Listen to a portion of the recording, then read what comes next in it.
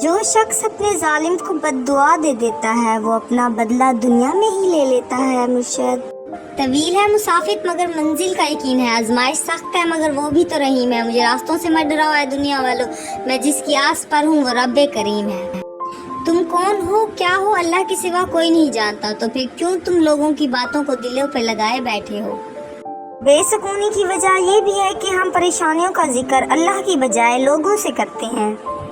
تکلیف میں سجدہ کرنا اور پھر تکلیف میں دنیا والوں سے چھپانا اللہ والوں کی صفات ہے۔ دیواروں کے کان ہو یا نہ ہو، فرشتوں کے پاس قلم ضرور ہوتا ہے۔ مرشد میں کسی کو برا کیوں کہوں، کیا پتا وہ اللہ کی نظر میں میرے سے زیادہ اچھا ہو۔ ملتا ہے کیا نماز میں سجدے میں جا کر دیکھ، تو اللہ کے حضور میں سر کو جھکا کر تو دیکھ۔ منزل سب کی اللہ ہے، محبت غم آزمائش یہ تو سب سفر کا حصہ ہیں۔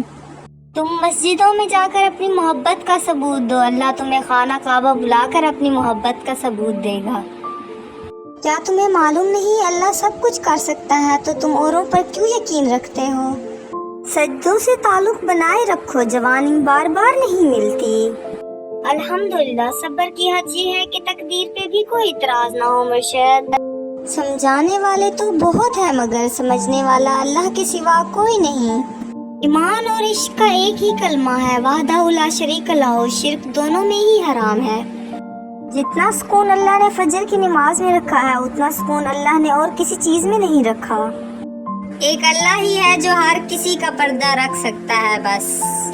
کہاں اب عبادتوں کی برکت و نصیحتیں و ہدایتیں، یہ طلب کا خلوص، یہ ضرورت کا اسلام ہے۔ یہ جو لوگ تم پہ باتیں کرتے ہیں تم ان پہ صبر کرو۔ اگر آپ کو آج ہماری ویڈیو پسند آئے تو ہمارے چینل کو like and share and subscribe کرنا مت بھولیں۔ شکریہ۔